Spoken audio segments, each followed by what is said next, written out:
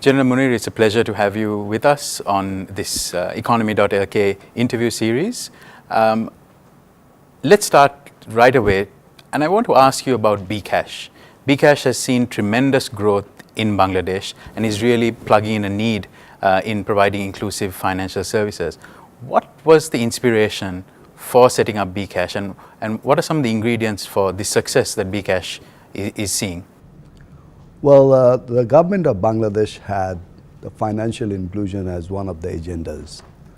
And it was a responsibility of the central bank, which is Bangladesh Bank, which wanted to have more number of people coming into formal banking. To give you a statistics that only 15% of adult population in Bangladesh had formal banking facility. Like we have banks, 57 of them, including the government one. They have lots of branches. But again, we have 68,000 villages. And you can't have bank branches in villages because to have a brick and mortar facility with the right kind of manpower to serve people, it is not economically viable. And the kind of ticket size our lower segment of population use is again very small. They use something to the tune of Taka 1,000. So if I compare, it should be like 2,000 Sri Lankan rupees. So we had a study that the telephone penetration is about 70% in the adult population of Bangladesh. So there is a big gap that was seen, that lots of people use telephone, and again a very small percentage of that population have bank account. So what could be a possible solution was found in Kenya in 2007 when they introduced M-Pesa. And the founder of bKash, Mr. Kamal Kadir, had carried out research going to Kenya and other places. And they had a company called Money in Motion, who joined hands with BRAC Bank. BRAC obviously is the largest NGO in the world, and they have a bank. And they spoke to the bank owners because the regulator wanted it to be a bank-led model. So it was majority share owned by the bank. Money in Motion got involved, and bKash was created. Now, once the license was issued, bKash went into operation in 2011 on 21st July. In 2013, looking at its success and having carried out the right kind of due diligence, IFC of World Bank Group became an equity partner. And in 2014, Bill and Melinda Gates Foundation invested into the company. So you have 4 investors in bKash. Now, what actually gave bKash a success? Because there was a need in the country about the domestic remittance. And one may ask the question as to what is this domestic remittance issue? Well, we have job opportunities primarily in the industrial hub, which are near the towns, the big cities. You should possibly know about the garment industry that has flourished in Bangladesh. Most of these factories are near the big cities and towns. Obviously, the workers come from the village and suburban areas.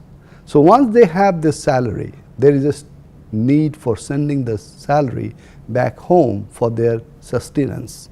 So this whole arrangement is to be personalized based. People were going on leave, 10 people would have given the money to that single person. It was not secure. Whether he would deliver the full amount was a big question. So obviously this MFS gave that solution, that people having account anywhere in any part of Bangladesh can send money to the other person. The other thing was to educate them as to how secure the means was, to earn their trust. That was very well done. And of course, the awareness of its use and its convenience, its affordability was another issue that we took care very well. And that's how it flourished.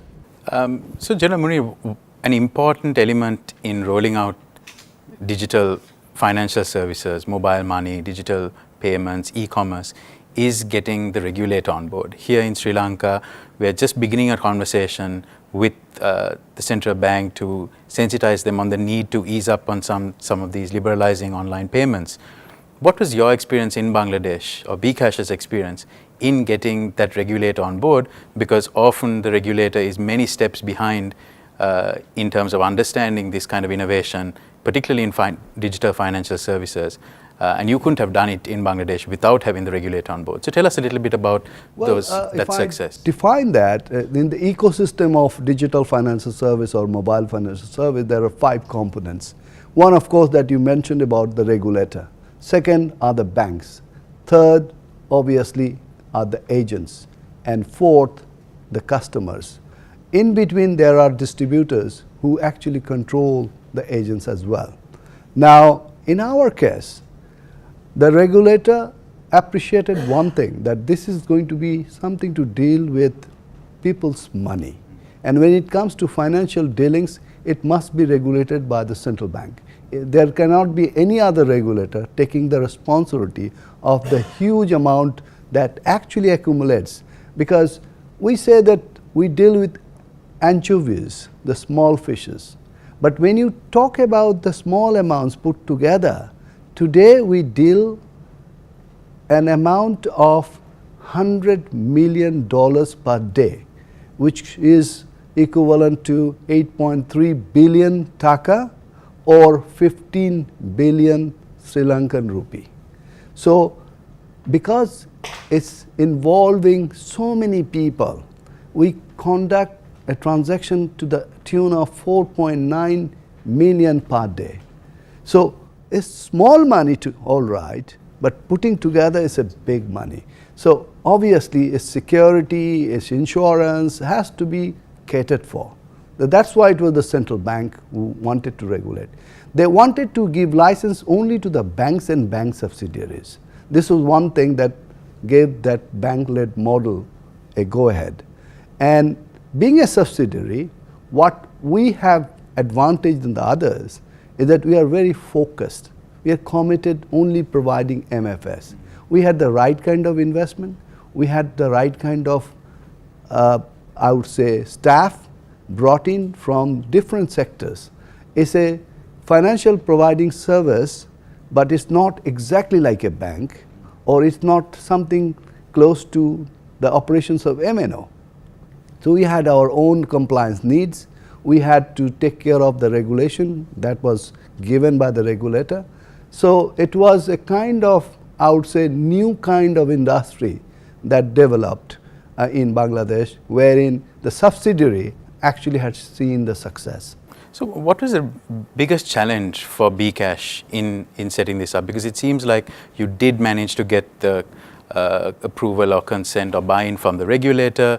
You were solving an issue that people face, so you had the buy-in from the people. So it all seems like it went well, but surely there must have been some challenges. What were some of the biggest challenges in rolling this out and making it the success it is today? The challenge was primarily to actually making people aware that this service is secure, and then also educating them how to use it. Now, we have a literacy of 60% or so. So when we say 60% of literacy, we don't forget that there is a 40% illiteracy. So obviously the lower segment of the economic pyramid constitute those people who are half literate or semi-literate or maybe illiterate. So making them use something of a small little device like a phone and asking them to actually navigate and conduct a transaction is asking for too much. So it was something that we had taken as a challenge, that to begin with it was more like agent assisted transaction. Well, the regulator don't like that, and we also don't want to follow that, because that doesn't help the financial inclusion. One needs to have his or her own account to conduct the transaction. But given the time, people have actually now known what it is and gradually adapted to actually using their own phones for the financial transactions that they need to do. So this was one major challenge, to actually educate them, to earn their trust, make sure that the system functions. And it's a techno-based company, it's a fintech. So the technological platform had to be so secure that dealing so much of money and so much of volume, there cannot be one single mistake. There cannot be any single error, because we are dealing people's money. So we had initially taken Fundamo, which is a Visa-based company, and then going forward with more number of customers coming on board, we actually needed to have more customized technological solutions. Well, Fundamo was not interested in the sense that they were to do so much of investment for one single client. So eventually in 2017, in the month of May, we have migrated to Huawei with much larger flexible options, so to take care of the future needs. General Munir, my final question is on what next. You know, you are the head of external affairs and corporate affairs, so you'd be very well attuned to where the company is going, and also more broadly where you see inclusive digital financial services. So what, maybe two questions. First part is, where do you see the industry heading in Bangladesh and in the region, and what's next for bKash? Well, the industry is heading for more number of products to come in the future. Now we have person-to-person money transacting option. We have the option of storing money and converting the money again into cash. We have the option of payment. We have the option of airtime top-up, and we have the option of paying utility bills. We have the option for bulk salary payment, and people storing the money for more than 6 months can have interest on top of that. Now, going forward, there are issues of microcredit, disbursement of money, and collection of money. There we can play a role. We don't give the money as credit. We are the means to disburse the credit. We would be the means to collect that money. Again, in terms of foreign currency that we receive, in terms of the foreign remittance, that we would be only giving solution as a last mile solution. Like banks will settle the money in the Nostro account, a bank in this side from Bangladesh and another bank wherever our diaspora is working and earning foreign currency. We will only, on the instruction of the local bank, deliver the money to the last person who possibly is living in a village, and he or she does not have to come to a suburban area to a bank branch to kind of convert whatever money he or she is supposed to get. This is one that we are working on. We can also do the similar kind of thing in terms of insurance. Insurance, the premium collection or disbursement, things like that. And other things as social safety network. The government has lots of programs coming up, and there are always a ghost kind of listing. There are not existent, people are not existent, but they are still getting on the master role basis. Now once they have mobile phone and exact account number, there cannot be any ghost payment, and the right person will be getting the right amount of money with one kind of 90-second transactions. So we are looking at that. And the second part, yes, we are trying to develop applications, more of technological customized applications that would help a simple, even half-literate person to navigate through the procedure of transaction easily. It would be interactive, and gradually there is smartphone coming in. More number of people are actually getting to use the smartphone. So obviously the applications would become very important in the future.